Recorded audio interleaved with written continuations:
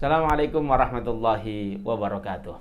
Alhamdulillah wa nusalli ala rasulillah. Bismillahirrahmanirrahim. Alhamdulillah teman-teman yang saya cintai, kita tetap membaca kitab Al-Wafi yang disyarah oleh dua ulama, yaitu Dr. Mustafa Al-Bugha dan Dr. Mustafa Ad-Din Al-Mistawi. Kita akan membahas hadis dari Arba'in Nawawi atau syarahnya yaitu Al-Wafi. Itu hadis yang ke-6, yang mana ini menerangkan halal wal haram, yaitu halal dengan haram. Nah, hadis ini sangat luar biasa. Tatkala saya membaca hadis ini kayak nyindir saya begitu. Maka tidak ada space untuk bagaimana saya mengelak daripada hadis ini. Kayak saya tidak layak menyampaikan, tapi saya berusaha menyampaikan walaupun belum tentu diri saya benar. Tapi sebelum itu kita doa bersama agar supaya kita diberkahi oleh Allah Subhanahu wa taala. Yang pertama doa untuk kita. Yang kedua doa untuk para muallif kitab ini, baik itu Imam Nawawi maupun pensarahnya Dr. Mustafa Al-Bugha dengan Dr. Mustafa Ad-Din Al-Mistawi. Yang pertama, Rabbi shrah li sadri wa yassir li amri wahlul 'uqdatam min lisani yafqahu qawli ya fattahi alim nasrun minallahi wa fathun qarib. Kemudian Fatihah kita berikan kepada muallif yang kita bahas tadi. Lahumul Fatihah. A'udzubillahi minasyaitonir rajim. Bismillahirrahmanirrahim. Alhamdulillahirabbil alamin arrahmanir rahim maliki yaumiddin. Iyyaka na'budu wa iyyaka nasta'in. Ihdinas siratal mustaqim. Shiratal ladzina an'amta 'alaihim ghairil maghdubi alaihim waladdallin. Amin. Dan Fatihah kita berikan bagi semua subscriber kita, bagi siapa saja yang men-share video ini, bagi siapa saja yang mendengarkan video ini, karena agar supaya kita sama-sama mendapatkan barokahnya Fatihah untuk kita semua, dari kita untuk kita semua. Lahul Fatihah. A'udzubillahi minasyaitonir rajim. Bismillahirrahmanirrahim. Alhamdulillahirabbil alamin arrahmanir rahim maliki yaumiddin. Iyyaka na'budu wa iyyaka nasta'in. Ihdinas siratal mustaqim. Shiratal ladzina an'amta 'alaihim ghairil maghdubi 'alaihim waladdallin. Amin. Bismillahirrahmanirrahim. Langsung saja kita baca. An Abi Abdullah Nu'man bin Bashir radhiyallahu anhu qala. Bahwasanya hadis ini diriwayatkan melalui jalurnya Abi Abdullah Nu'man bin Bashir yang insyaallah yang diridhoi oleh Allah Subhanahu wa taala. Beliau berkata, sami'tu Rasulullah sallallahu alaihi wasallam yaqul, bahwasanya aku telah mendengar baginda Nabi Muhammad sallallahu alaihi wasallam bersabda. Apa dikatakan? Innal halalu bayyin wa innal harama bayyin wa bainahuma mushtabihat. Sungguhnya halal itu jelas dan haram itu jelas, dan di antara halal dengan haram itu ada perkara yang mushtabihat. Nah, kita akan perjelas dulu halal itu bagaimana. Halal itu sesuatu yang jelas. Kita ambil contoh, ya bayem, air putih, kemudian apa, makanan sesuatu yang halal tidak ada nasnya haramnya, itu halal asal itu milik kita. Maka sesuatu yang halal itu jelas. Nah, halal itu ditinjau dari apa? Yang pertama, ada 3 hal yang kita tinjau. Yang pertama, tidak ada larangannya. Jadi kalau di Al-Quran tidak ada larangannya, berarti itu sesuatu yang halal. Ingat, kalau halal itu bukan dalil kehalalannya, tetapi dalil untuk larangannya. Berarti akan dalil haramnya. Ini menunjukkan bahwasanya di dunia ini nikmat Allah atau sesuatu yang diberikan kepada kita itu banyakkan halalnya ketimbang yang haramnya. Jadi kalau kita itu pelaku sesuatu yang ingin makan sesuatu yang halal, jadi jangan khawatir karena banyakkan produk itu sesuatu yang halal daripada yang haram, begitu ya. Apa yang pertama itu tidak ada larangannya, tidak ada nas bahwasanya ini haram. Itu yang pertama. Yang kedua adalah yaitu cara mendapatkannya. Apabila kita punya produk untuk dijual, berarti cara menjualnya. Oke, pertama, contoh air putih itu halal. Tapi kalau kita cara mendapatkannya dengan cara mencuri, maka itu jadi haram. Ada itu di supermarket itu botol kemasan air putih apa segala macam. Dia halal, tapi kalau kita ngentit itu? Bahasa Indonesianya ngentit itu apa? Ya ngambil tapi nggak banyak itu ngentit. Kalau banyak itu namanya mencuri. Kalau banyak banget namanya ngerampok. Kalau banyak banget namanya koruptor, korupsi, begitu ya. Nah, ngambil sedikit maka itu Kalau itu produknya halal, jadi cara mendapatkannya haram, maka itu menjadi barangnya itu haram. Jadi barang itu yang pertama tidak ada larangannya, yang kedua cara kita mendapatkannya.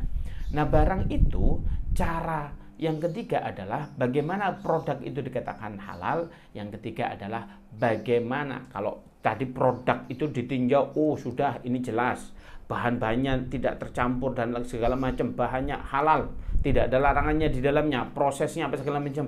Yang ketiga adalah cara menjualnya. Ada orang yang menjual tidak menggunakan cara-cara Rasulullah, dengan cara kita gharar, dengan cara kita menipu, dengan cara apa, maka inilah yang dikatakan subhat dan ini cenderung ke haramannya. Maka itu jangan. Maka kalau kita ingin mengkonsumsi suatu produk yang halal atau melakukan sesuatu perkara itu halal, maka pastikan 3 hal tersebut. Itu sesuatu yang halal.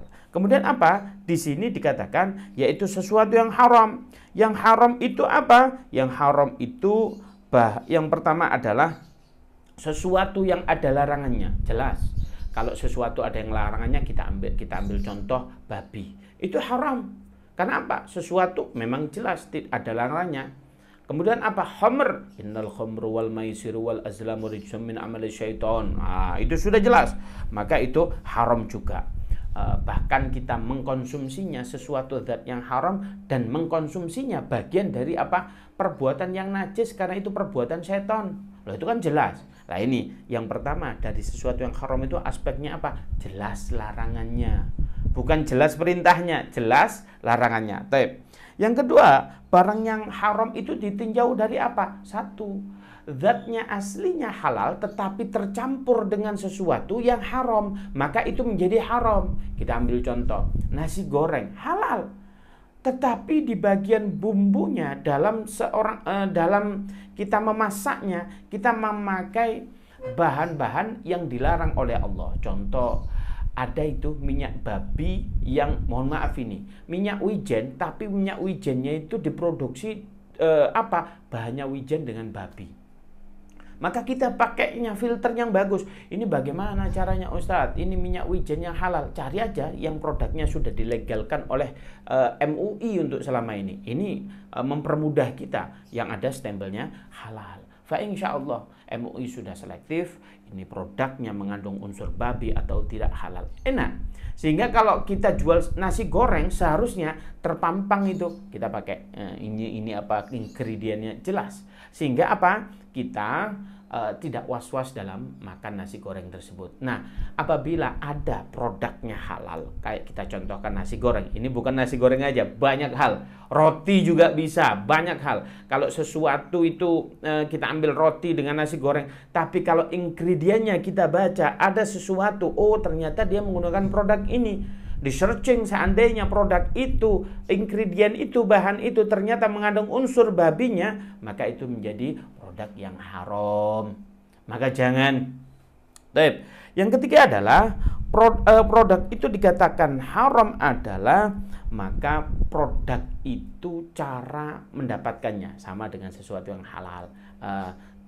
Yang halal tadi, maka sesuatu yang halal tadi, maka sesuatu yang halal itu tadi kalau tercampur dengan barang yang haram, maka dia jatuhnya akan haram. Maka ayo teman-teman kita hati-hati, sebab kita itu di dalam tubuh kita itu ada 3 hal yang harus kita kasih makan. Kita bahas sedikit. Yang pertama adalah jasad kita. Jasad ini kalau kita harus kita kasih makan 2 hal. Yang pertama makanan. Makanan itu harus halalan thayyibah.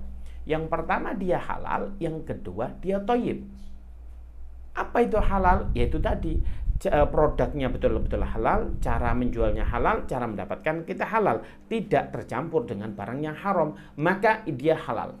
Nah, produk halal itu bagus, tetapi kadang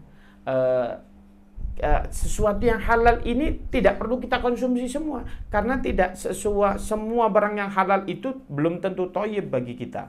Kita ambil contoh, gula itu kan halal. Tapi kalau kita kena penyakit gula, maka dia itu tidak thayyib atau tidak baik bagi kita. Ya jauhin. Daging kambing itu halal, tapi kalau kita kena hipertensi, maka cara masaknya ya jangan dicampur yang namanya kambing sama kecap kebanyakan. Kambingnya enggak masalah. Tetapi kalau cara masaknya dicampur garam, dicampur gula berlebihan, ya sudah, hipertensi kita naik. Kambingnya yang disalahin begitu ya. Nah, oleh karena itu kita dalam sesuatu yang halal ini pasti begitu ya. Nah, yang pertama tadi kita membahas apa yang kita kasih makan terhadap tubuh kita, jasad kita. Yang pertama yaitu dengan sesuatu yang halal, dengan thayyib. Yang kedua, jasad kita ini kita kasih makan apa? Dengan cara riyadhah. Riyadhah itu apa? Olahraga. Kita bisa jogging, kita bisa berpuasa. Seperti halnya kita bulan Ramadan ini berpuasa, bagian merefresh tubuh kita.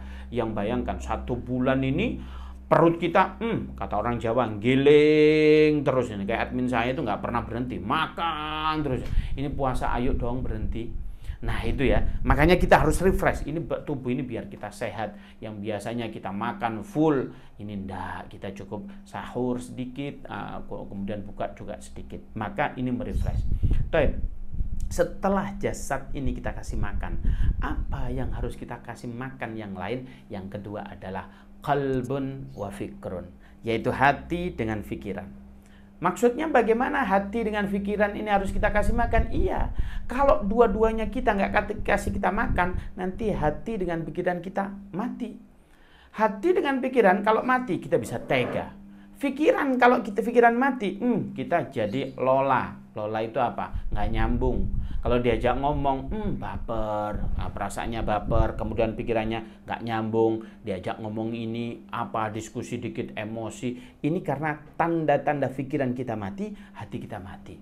Dengan cara apa kita memberi makan hati kita? Yaitu dengan cara ta'lim. Bisa kita mengkaji kitab para ulama.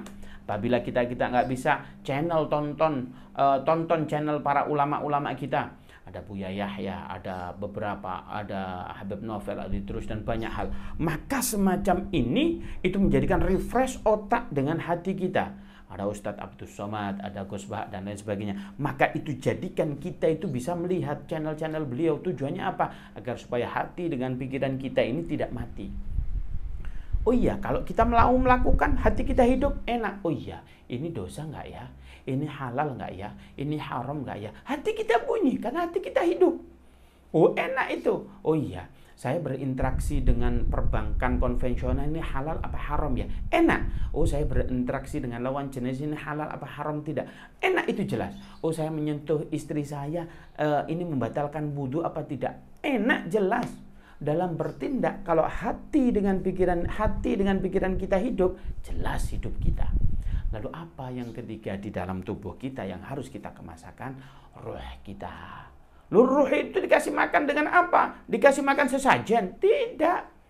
Nah, kalau sesajen mah tambah syirik kita. Itu bagaimana cara ruh kita itu dikasih makan? Sebelum kita membahas bagaimana ruh kita makan, ciri-ciri ruh yang tidak dikasih makan yang mati, sebab ruh kita itu yang nggak dikasih makan mati. Ciri-cirinya apa? Sudah. Oh, kalau yang pertama jasad, oke. Yang kedua pikiran dengan pikiran dengan hati kita, oke. Kadang kalau kita hanya fokus kedua hal ini, antara jasad dengan hati dengan pikiran tadi, maka hati kita menjadi keras. Loh iya, kita taklim itu bukan tambah kita bener loh. Tambah kita nyalain bapak kita.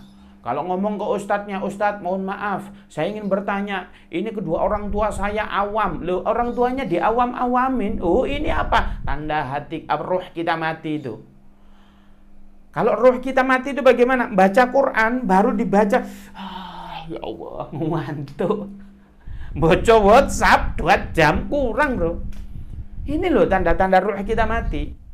Kepedulian sosial kita nggak ada sama sekali. Itu tanda bentuk kita mati.